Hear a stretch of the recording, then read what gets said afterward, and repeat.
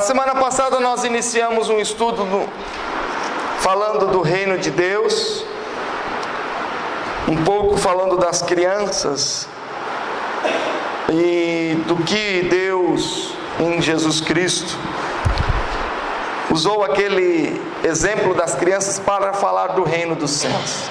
Aquele que não se tornar como uma criança não há de herdar o reino dos céus.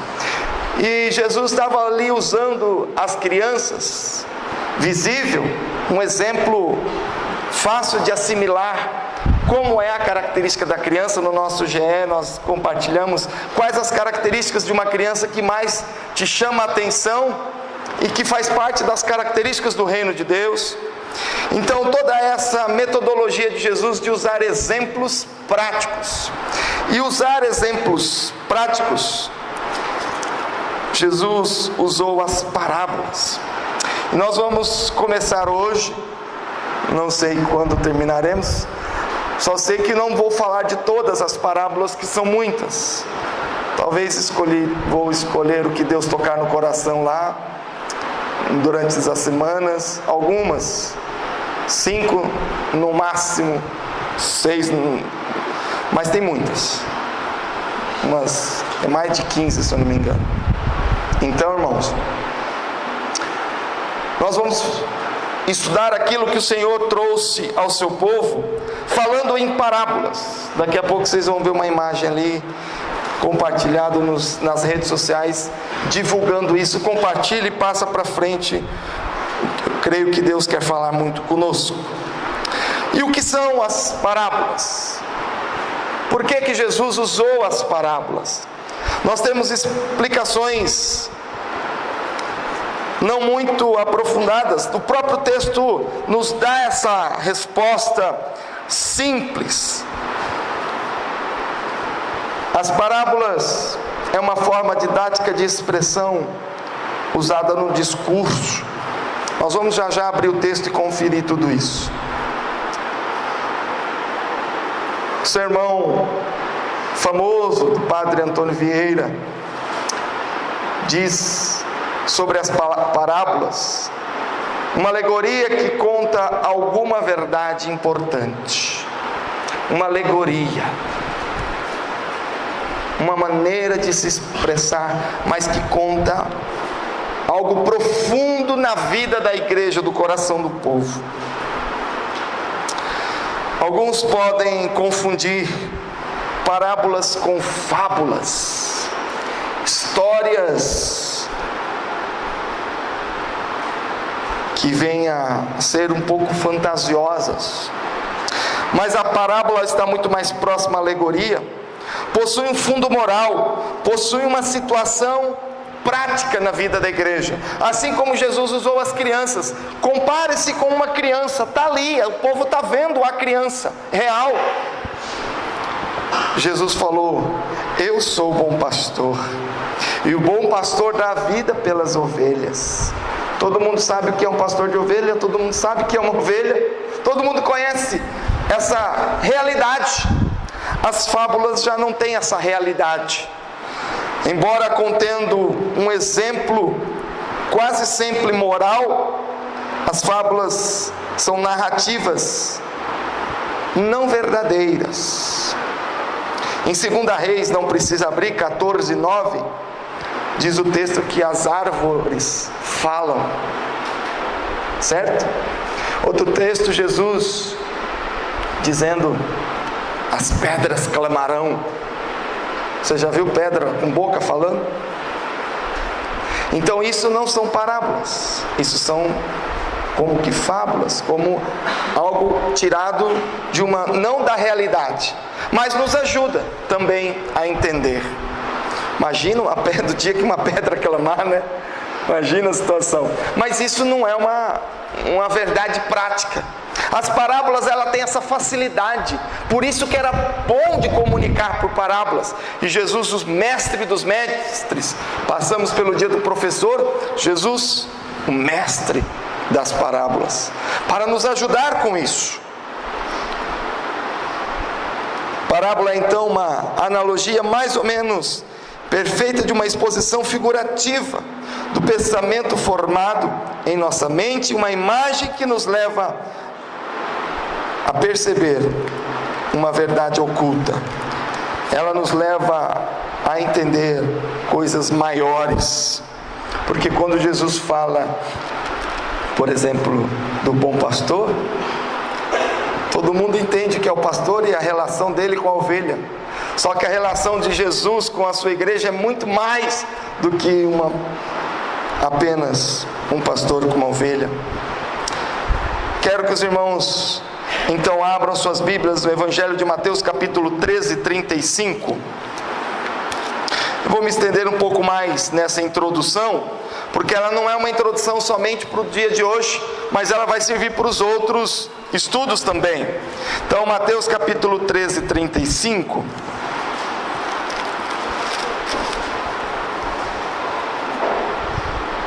Vou começar no 34.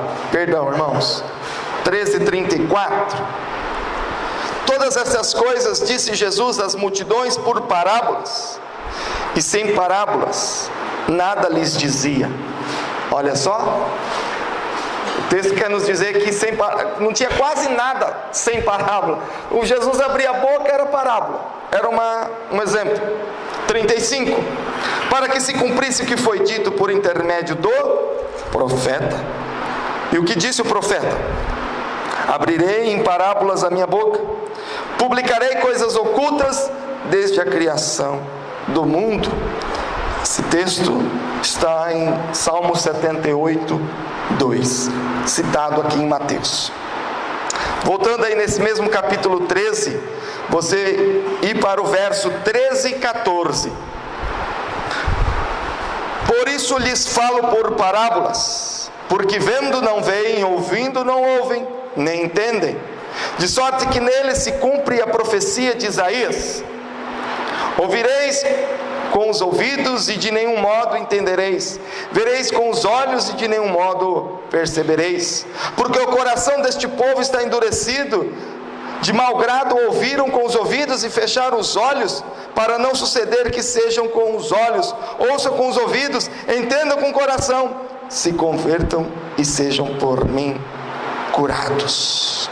Bem-aventurados, pois, os vossos olhos, porque veem, e os vossos ouvidos, porque ouvem. Amém?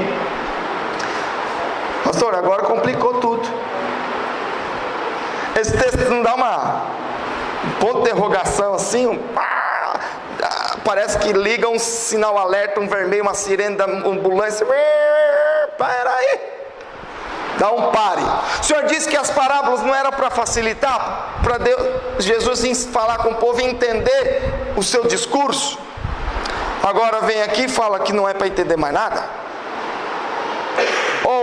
Ouvireis com os ouvidos e de um modo entendereis. Esse texto não está falando, pregando para que não entendam. Esse texto é explicativo de que aqueles que não têm o Espírito de Deus também não vão compreender.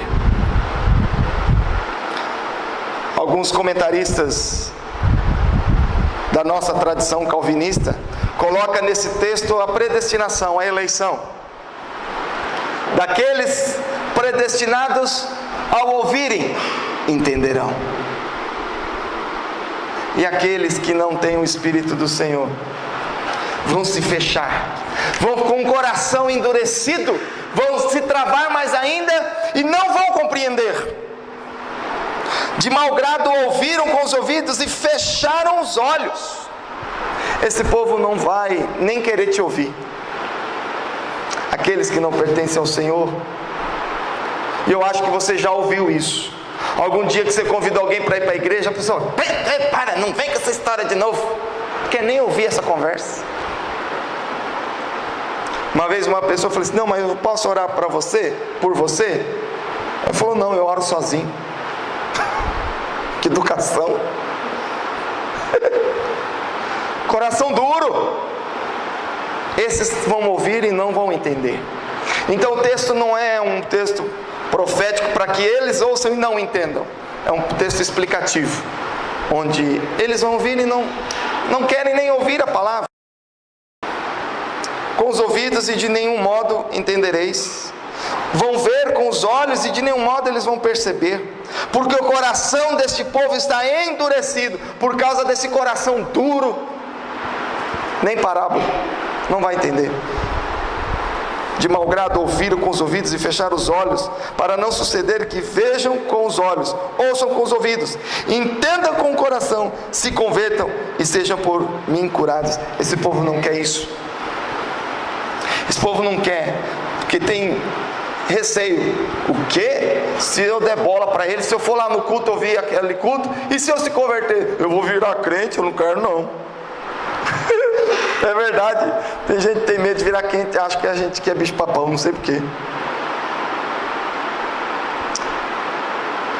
Então, meus irmãos, é essa a palavra explicativa. Amém? Mas se você tem o Espírito de Deus, e lá em Apocalipse João fala: quem tem ouvidos, ouça o que o Espírito diz à igreja. Você tem o Espírito de Deus, sim ou não? Diz amém? Então abra os seus ouvidos e ouça para o que o Senhor Jesus nos disse em parábolas, porque o Espírito Santo que habita em você te fará compreender todas as coisas. Amém?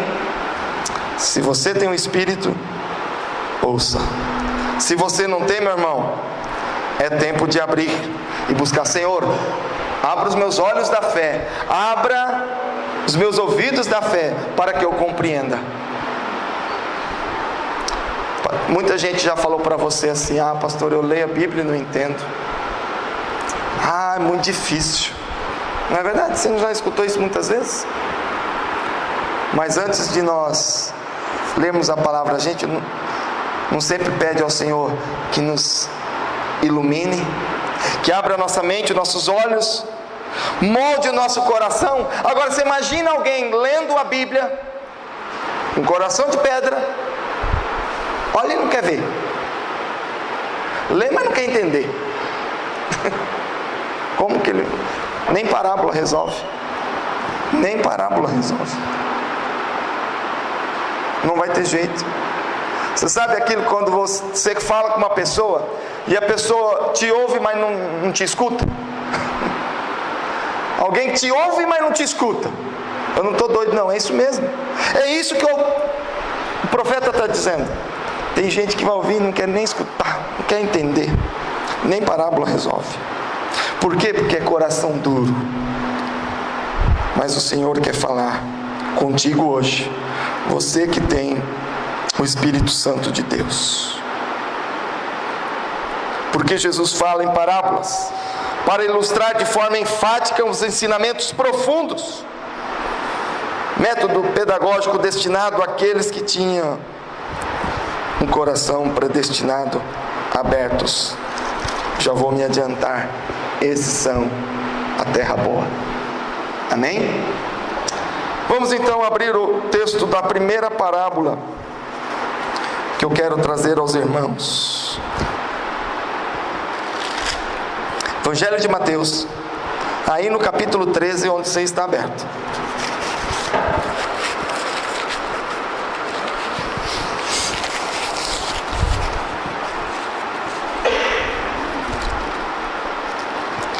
No primeiro versículo do capítulo 13.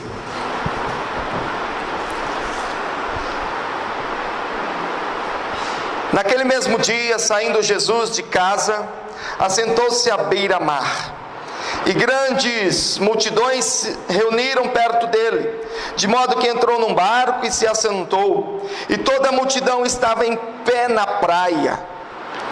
Meu Deus, que cena linda! Que cena linda! O povo rodeando Jesus, querendo ouvi-lo. Ele ficou acuado pela multidão. Então ele subiu num barco e teve uma plateia à sua frente, o som ecoando na água do mar, e aquela parecendo uma concha acústica feita com o próprio povo. Eita, que vontade que eu tenho de estar lá.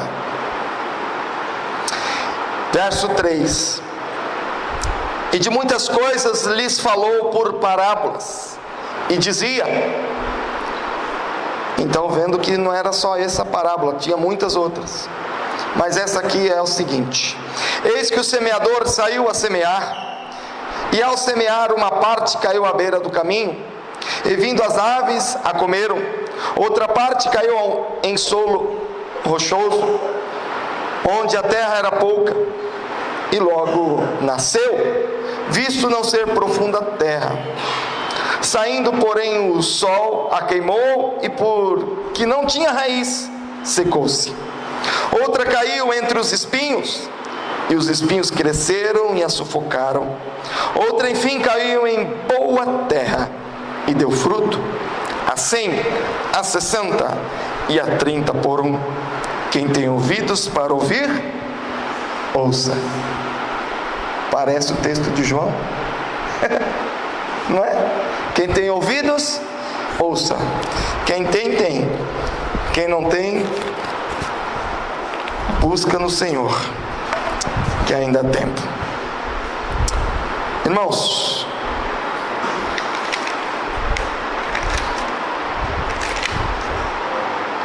aqui nós temos 4 tipos de solo. O primeiro, nós temos a semente sendo lançada à beira do caminho. Segundo, rochoso, muitas pedras.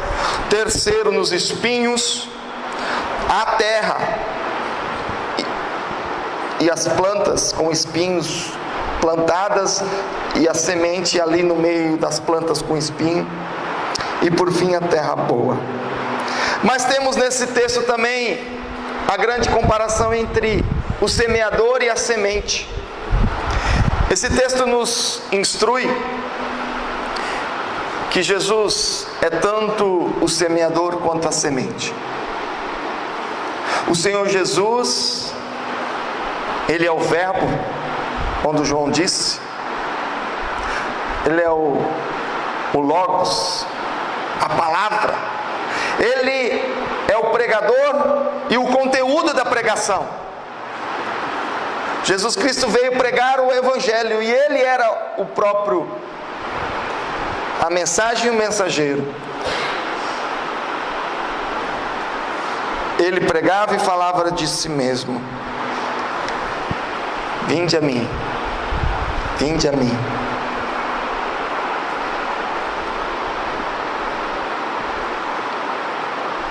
Nós temos uma incumbência maravilhosa que o Senhor nos deu, de continuarmos essa missão de Jesus, de sermos semeadores. Construir uma congregação, ponto de pregação, pregar o Evangelho a toda criatura. Essa é a nossa missão, de continuarmos a fazer aquilo que o Senhor Jesus começou. Irmãos, Jesus agora não prega em voz audível. Ele não mais lança semente, mas Ele passa a semente com o alforje nas suas mãos, e dá um alforje de semente para cada um. Você tem um nas suas mãos, e esse alforje chama-se palavra. A palavra do Senhor está aqui, e a palavra é a semente. Pregue a palavra. Esta é a simbologia da parábola. Um semeador que saiu a semear. Quem é o semeador? E que semente é essa? O semeador é o próprio Cristo, e a semente, o Evangelho do Cristo, o Evangelho da cruz, o Evangelho da salvação. Mas depois Ele disse aos discípulos: ide, agora é com vocês, e continuai a semeadura. Vão semear agora vocês. Só que agora essa incumbência está em nossas mãos. E nós agora então Também temos uma outra comparação a fazer. Jesus é o semeador, Jesus é a semente. Quando Ele semeia, nós somos. Devemos nos encaixar a uma dessas possibilidades de solo. Jesus plantou a semente em mim e em você. Amém? Germinou? Deu fruto? A 100? A quanto? Quando o Senhor Jesus lança a semente, ou quando Ele lançou a semente através da mão de alguém, de um pastor, de um missionário, do seu pai, da sua mãe, temos muitos pais e mães semeadores. E aí, nós temos que nos colocar nessa parábola como terras. E aí cabe a nós a pergunta crucial: que tipo de solo é você? E aí nós temos que ver, porque cada um tem uma peculiaridade, cada solo desses. Haroldo, vira a pilha aqui para mim, fazendo favor. Primeiro solo, à beira do caminho. Só virar a polaridade da pilha, tá? Achei. Primeiro solo, à beira do caminho. E o que diz o texto? Verso de número 13, 4. E ao semeador uma parte, ao semear cai uma parte à beira do caminho, e vindo as aves a comeram. O Senhor Jesus é tão bom com a gente, que essa aqui é uma parábola maravilhosa, que Ele já nos deu de brinde a explicação. No versículo de número 19 vem a explicação: a todos os que ouvem a palavra, obrigado irmão, do reino e não compreendem, vem o maligno e arrebata o que lhes foi semeado no coração. Este é o que foi semeado à beira do caminho. O que quer dizer então? Uma terra onde não deu tempo da semente afundar na terra macia, mas rapidamente veio os pássaros e comeram. Ela ficou na superfície. A mensagem, que é a semente, não entrou no coração. Terra pisada, terra à beira da estrada. Se for no nosso tempo de hoje uma estrada de asfalto, estou contextualizando aqui. Como que a semente vai entrar na terra se tem um asfalto de picho por cima? Naquela época não tinha asfalto, porém tinha uma terra muito pisada, terra de asfalto, de estrada socada. Para aquilo ali entrar, não tem jeito, jogado assim ao vento, não ia entrar tão fácil. Deu tempo dos passarinhos virem comer, virou comida de passarinho.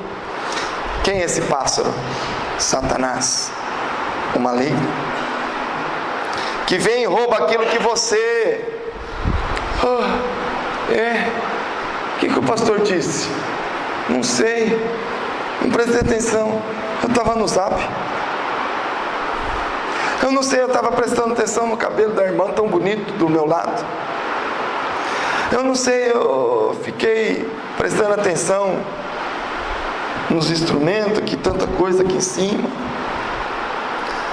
Eu fui na igreja, mas não... Que texto que o pastor leu? E nem entendi. A semente foi lançada, mas não entrou, não fixou. Você vem na escola dominical há tantos anos, o que você gravou? O que você guardou no coração? Não tem guardado nada? Será que você é uma terra onde os pássaros vêm e levam a semente? Diz a palavra no Salmo 119, 11: guardei a palavra do meu coração para não pecar contra ti. Essa palavra ouvida, ela tem que ser gravada.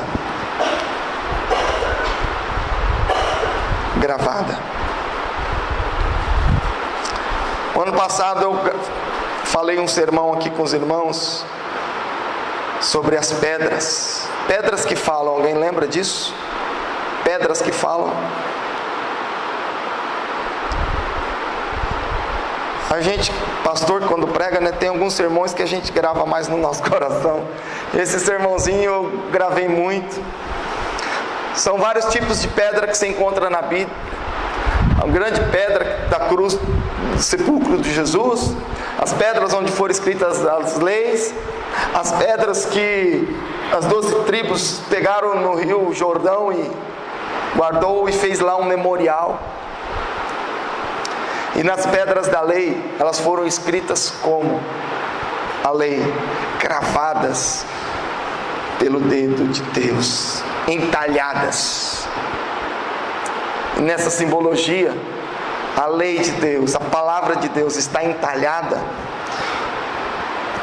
Se você já assistiu algum filme de Moisés, e sempre o filme mostra como raios de fogo, pá, e ficava ali a letra, vinha outro mandamento. É isso que você tem que fazer no teu coração, cravar, entalhar, como alguém que bate a madeira, bate uma pedra e vai talhando, aquilo ali não sai, passa anos e anos.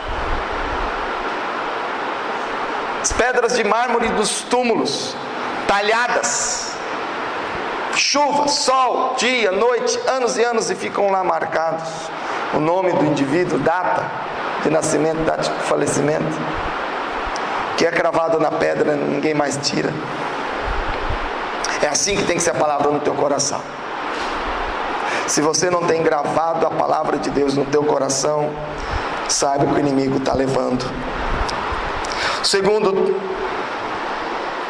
versículo de Números 5: outra parte caiu em solo rochoso, onde a terra era pouca, e logo nasceu, visto não ser profunda a terra.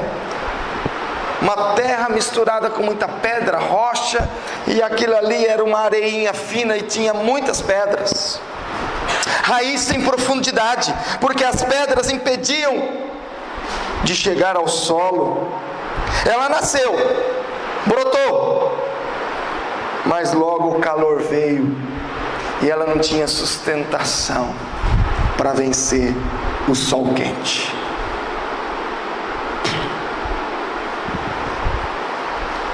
Bateu uma angústia no coração, bateu uma perseguição, bateu uma doença, bateu uma crise, qualquer situação da vida que possa nos sufocar, e são muitas. Mas veio a palavra, ele até entendeu, até guardou no coração, mas talvez não tinha cravado como pedra. Foi uma tintinha, que nem aquela tatuagem que o povo faz em época de verão na praia, de rena, que com água logo sai. Não foi aquela tatuagem que perfura, que dura a vida toda. Foi uma tatuagenzinha de rena, que com poucos dias logo vai embora. Ela até fica bonita, mas acaba com o fim do verão. O que você faz com a palavra no teu coração? Terceiro solo é o solo na qual a semente caiu no meio dos espinhos. A planta também cresceu, germinou, mas dividiu força com esses espinhos. Um coração dividido com as coisas do mundo. Talvez você conheça alguém em dias de festas se esquece de Deus, em dias que tudo que acontece na cidade o atrai, tudo é motivo para faltar na igreja. Palavra de Deus, qualquer novela tira a atenção e já não mais faz a leitura bíblica. Na hora de dormir, pronto, é o ápice da novela. Mas peraí que agora não posso largar. É agora que o mocinho vai beijar a noiva lá, a moça. Não posso perder. Amanhã é o dia dos muralha cair, viu? Bem na hora do Gé, viu, Miriam? Mas como a muralha é santa, nós podemos assistir, não é? Pode parar o GE no meio? Não? Não?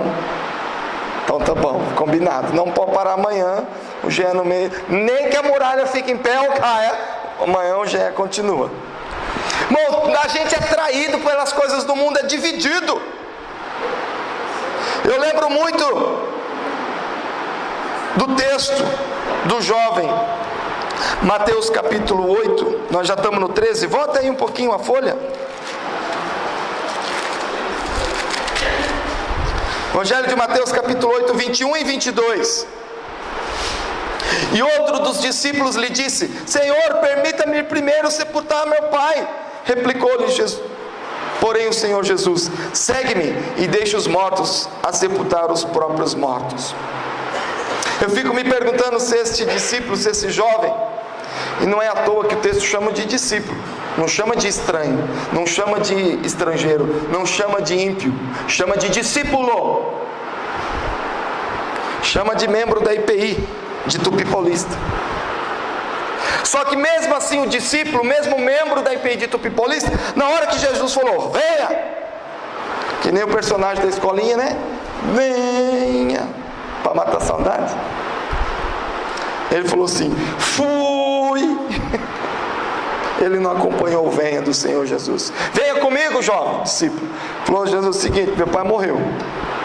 E eu fico me perguntando aqui de duas possibilidades. Ou esse cara inventou uma desculpa, inventou que o pai morreu. Sabe aquele funcionário que mata um vô, uma tia quase todo mês? Assim, todo mês morre um parente para ele poder faltar no serviço, né? Então eu penso que esse aqui inventou uma desculpa, uma mentirinha para enrolar Jesus. Jesus não vai cair nessa história. Falou: rapaz, eu sei que está passando no seu coração, você está querendo me enrolar? Deixa os mortos para lá, venha, que o teu negócio é com os vivos. Deixa os mortos sepultar os próprios mortos.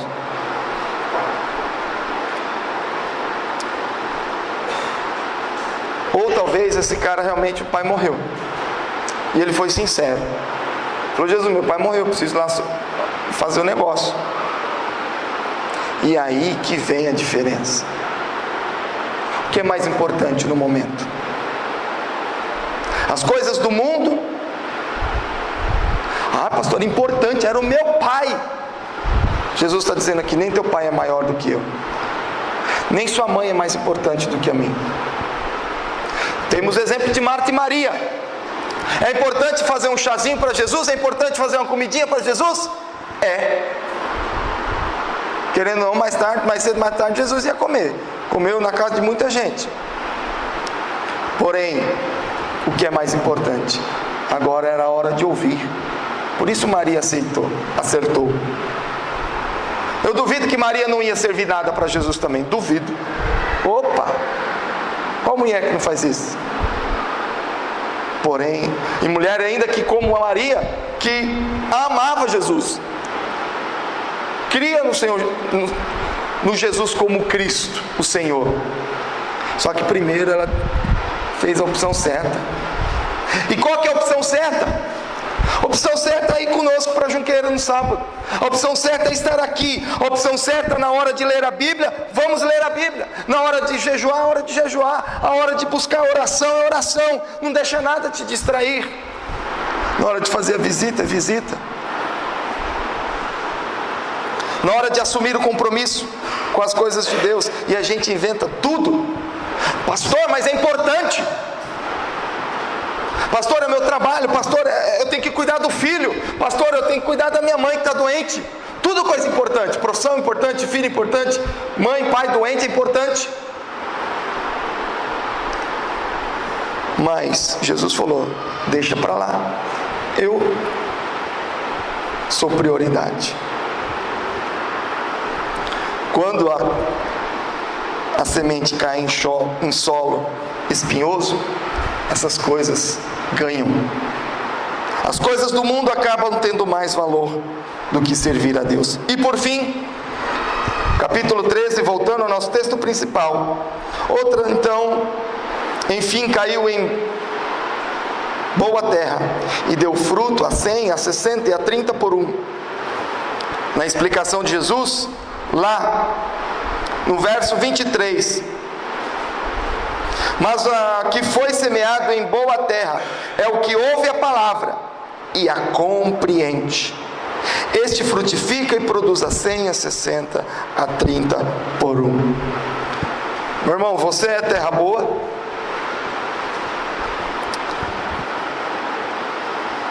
Pelo fruto dá para te conhecer.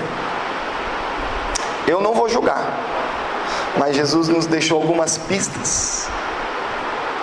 Algumas pistas para saber se o irmão é de terra boa ou não, se o discípulo é terra boa ou não.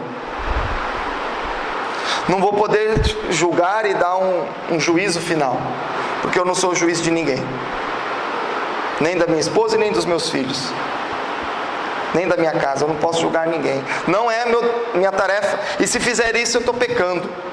Você também, se fizer isso, estou pecando. Mas Jesus deixou algumas pistas. Uma delas são os frutos.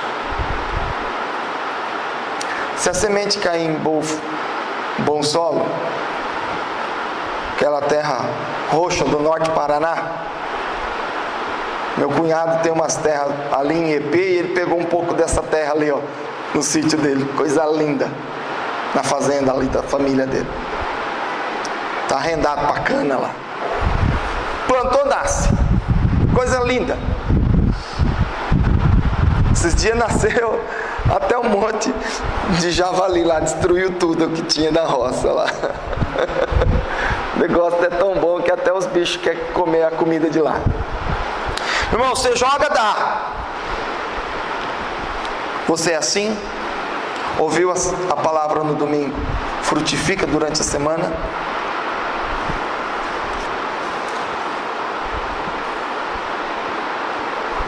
Coração amolecido, moldado. Diz o texto que nós lemos sobre as parábolas, que as parábolas não vão funcionar para quem tem coração duro. Primeiro, esse coração tem que amolecer. Tem que ser coração de carne, não coração de pedra. Primeiro, se arrependa dos seus pecados, se converta, troca o Senhor, Espírito Santo de Deus, um coração de pedra com um coração de carne, como um coração, como o barro na mão do oleiro que o Senhor vai moldando. Se Ele quiser tirar sujeirinha, cada pecado, Ele vai tirando, vai limpando, para ficar um vaso bonito, perfeito. Então primeiro tem que se converter, e depois o arrependimento. Essa semente em terra boa, ela fica, ela se enraiza, ela se firma, e não morre mais. E não morre mais. Tornou-se uma planta grande, como o Salmo, que fala que deu frutos, onde muitos se alimentam dela. Os animais fazem seu ninho, ela serve para sombra, protege muitos debaixo dela. Essa é a árvore frondosa. E uma árvore como essa, grande, firme, não se perde por qualquer vento de doutrina. Não é porque um espinhozinho agora caiu no pé, brotou um espinhozinho. Mas para uma árvore grande formada, o que é um espinheiro no pé?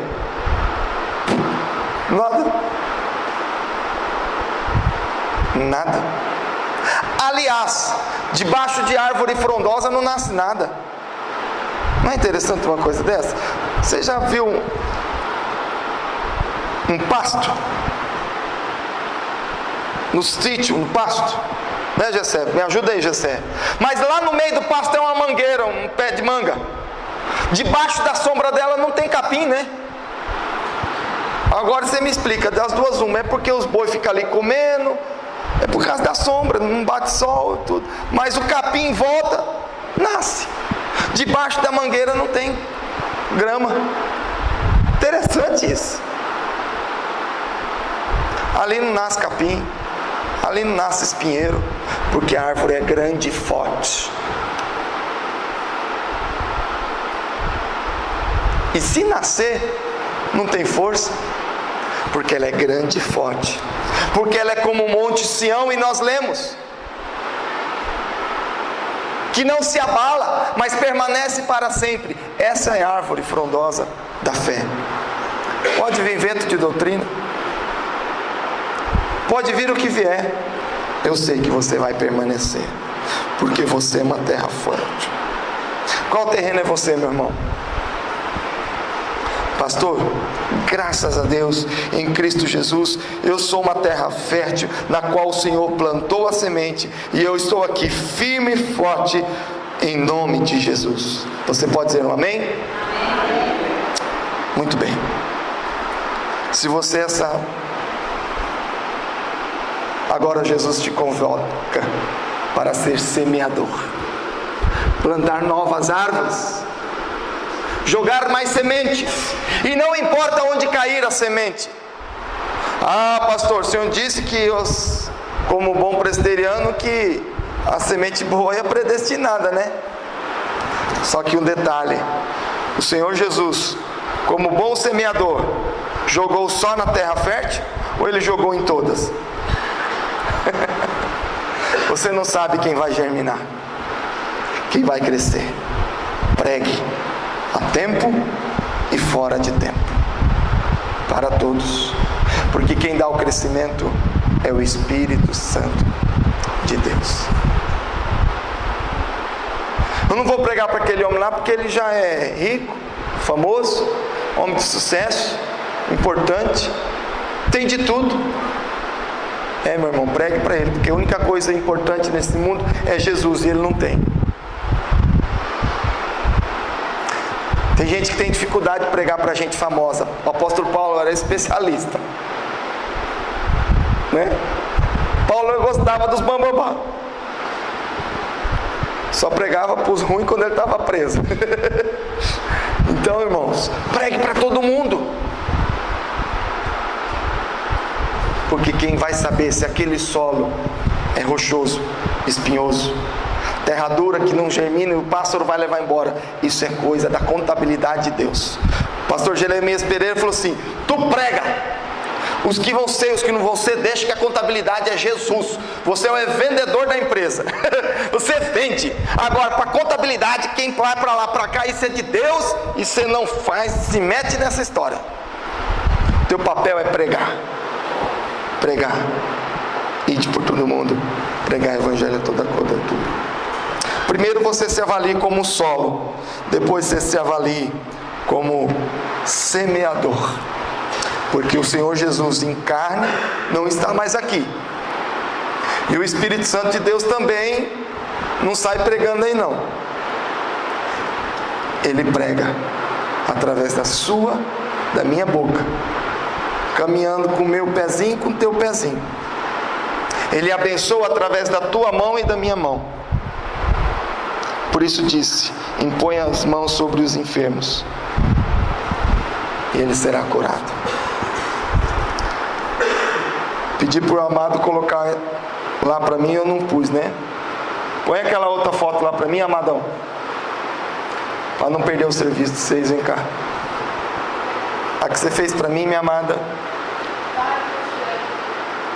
Isso. Foi, voltou. Tira essa verde daí.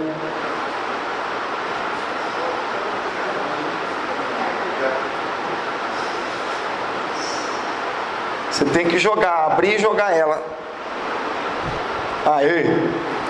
Só tem um texto.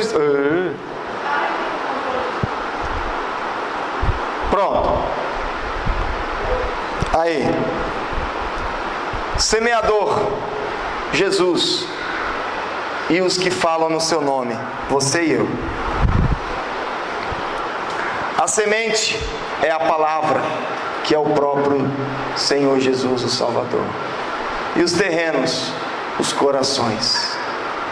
Os nossos corações ao pé do caminho, corações empedernidos. Os corações, os pedregais. Fé sem raízes, frágeis. Bateu uma tristeza, ficou sem dinheiro, já está pedindo divórcio. Os espinheiros, repartidos, divididos com o mundo. Tem muita coisa acontecendo lá fora que está me chamando a atenção. E uma boa terra, onde frutifica a fé, onde a bênção acontece e onde a graça de Deus é manifesta. Quero que você baixe a cabeça para nós orarmos.